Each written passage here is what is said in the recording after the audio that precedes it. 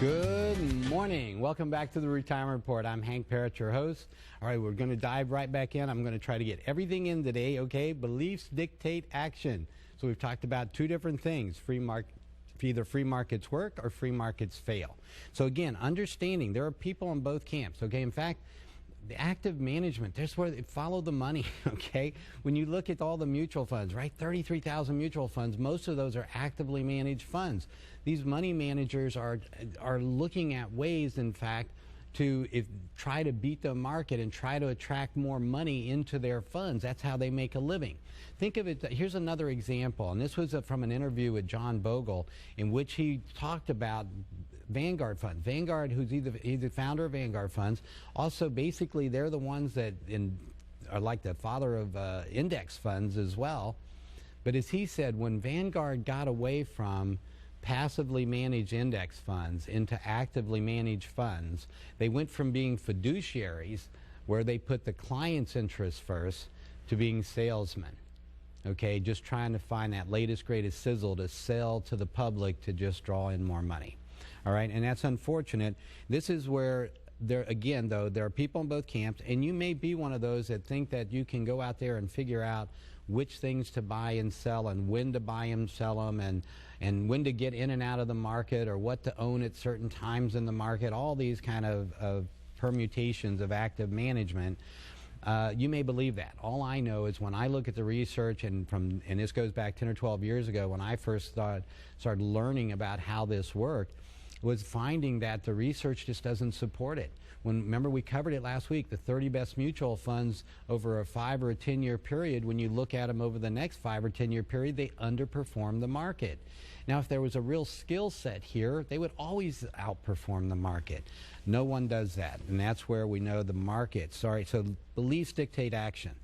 Again, this is the important part, is it's your belief that's most important here. Now, for a lot of people I know that come in, they're not sure what to believe. They don't really understand those things. So they're just trying to figure out, well, I don't know, how does this really work? It's so confusing. It's so complicated. So let's delve in again on free markets work. You're focused on capturing market returns. You're eliminating traditional investment strategies. You're not trying to pick stocks or time the market. You're not chasing the latest, greatest stock or mutual fund. You're just trying to buy the market. You're utilizing asset class or structured funds, structured funds or index funds, institutional funds. These are all a little different. They have nuances that are important to understand because they can, again, add return to your portfolio. Diversify prudently, understanding how that is done, identifying your risk tolerance. This goes to how much volatility you're going to be comfortable with in your portfolio. And then the other part of that, if you're going to be looking for a financial advisor, financial coach who shares your market belief as well, all right, and helps you pursue your investment objectives, and I'll explain how mine works on that. Free markets fail, that's all about active management. If you think that, yes, there are these smart guys, these unicorns out there that can figure all this out and that they can make you money over and above what passive management would bring, then those are the guys that you would want to align with.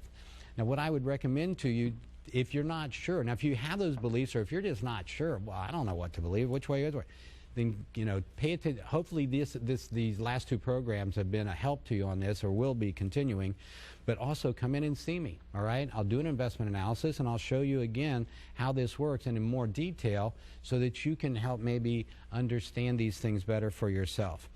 Market efficiency is the first principle that we get into, is understanding how that works.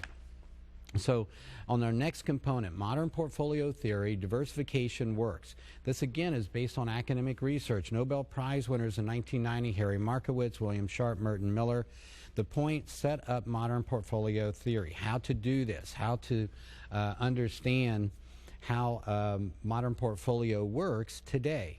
So if we look at Dr. Markowitz, when he developed going back to 1952, the pioneer of modern portfolio theory, wrote his doctoral thesis back in 1952 based on, and that formed the basis, I should say, for his Nobel Prize he shared with Sharpe and Merton. So in 1990, they based on their work, and that was when they won it, based on their work in investment research. So over 40 years of work. Now here's what I want you to see next, which is so important, is the efficient frontier. On the efficient frontier, On this graph, okay, follow with me if you will. On the left of your screen, you see going up, the numbers going up. That's the rate of return.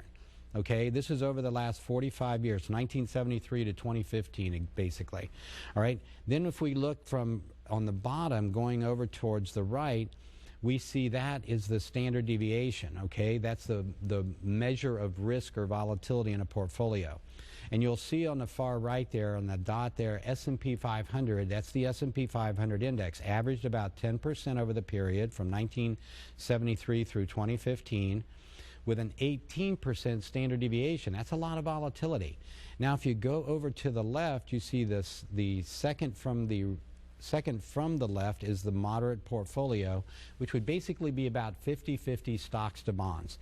And what we see there is that portfolio, it got the same return, but with half the risk, a 10% standard deviation for that 10% return. That's how we're using asset allocation. In fact, take a look at the next slide, the determinants of portfolio performance. Again, what did we see? We see that the research shows us only 1.8% market timing, 2% other factors, 4.6% stock selection. The biggest determinant of what return you're going to get on your portfolio, of the performance of your stocks and bonds, is asset allocation, 91.5%. Okay, that brings us to another concept to understand when it comes to asset allocation, and that's about correlation. All right, so on the next slide, asset class correlation. Think of it this way. Correlation means we want asset categories put together in our portfolio that have a negative correlation, meaning when one's up, the other's down. Okay, that's an example, like stocks and bonds is an example of that. We're going to get into more of how this might work. A good example too, if you think, if I own an airline stock and an oil company stock, when the price of oil is high, that makes my fuel costs for my airlines higher, reduces my profitability, and causes my stock premium to not do as well, whereas the oil company is going to be doing real well, and then vice versa when oil prices are down. So there's two companies that may have a negative correlation as an example. Now we're going to talk about it with regard to whole asset categories in the work of Dr. Fama. So if when done correctly, there is a potential to increase your returns and reduce your volatility, and we'll show that on the next slide. So a simplified example, again, this is from 1970 through 2015 for the last 45 years. If we look at the S&P 500, we see again annualized returns of 10.27%, but a standard deviation of 15.31. If we look at large Euro Asia Far East, we add that in to the U.S. companies, and now we've maintained the same return, but we've reduced our volatility, haven't we? And if we then throw in some 10% international small, we increase our return and reduce our volatility even more. This is showing how asset categories can blend together to give us a greater return, but with less risk in the process. So to understand how that works, making sure that we understand risk in this situation, if done correctly, risk isn't about I'm going to lose all my money. You can do that with an individual stock or mutual fund.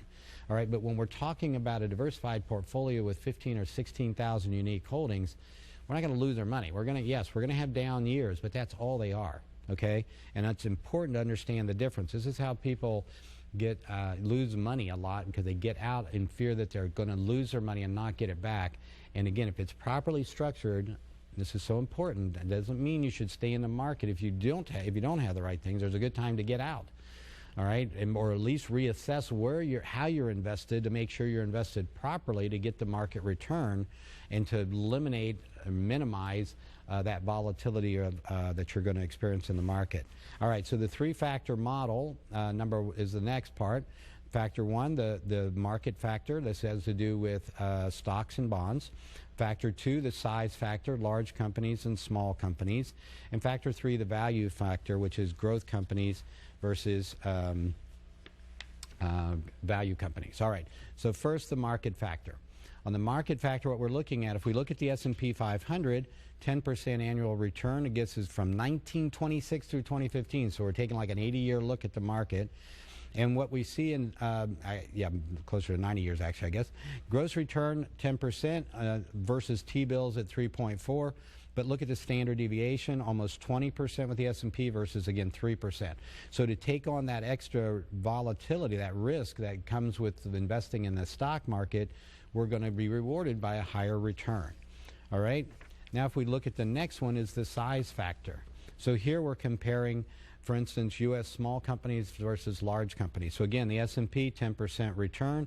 Look at the U.S. small company, 11.4% return. We get a greater return because there's greater risk, right, with those smaller companies, and that's shown in the standard deviation of about approximately 20% on the S&P versus 30% on small companies. Now let's look at the value factor.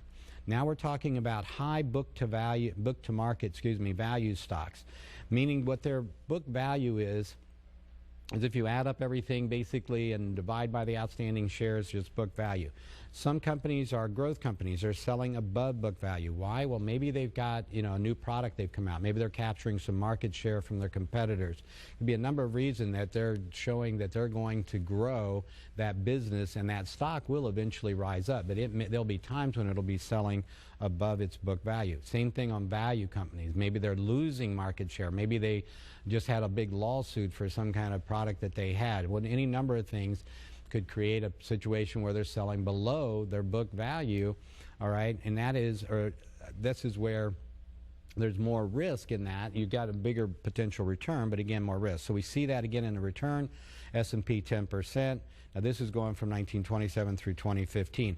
These time frames change according to the research that we have available on asset categories. So some research, some of those asset categories, we may only have 30, 40, 50 years of returns to go on versus others that go back further. So that's why the dates change sometimes.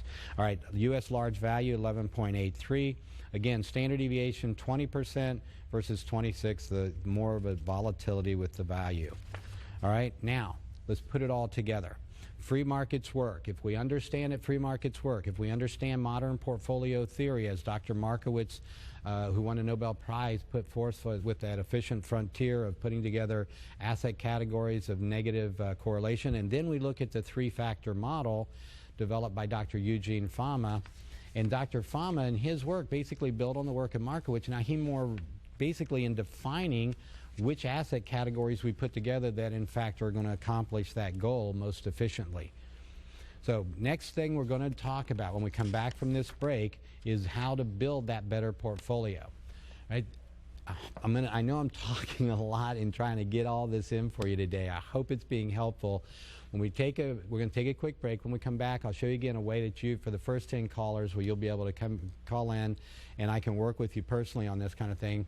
But I'm also going to try to get through all this today for you, so to hopefully give you some great tips that'll help you protect yourself, protect your money, get the most return, be able to attain and maintain your standard of living and quality of life. It starts right there, how you treat your money, right? So join us here, quick break. We'll be right back on the Retirement Report.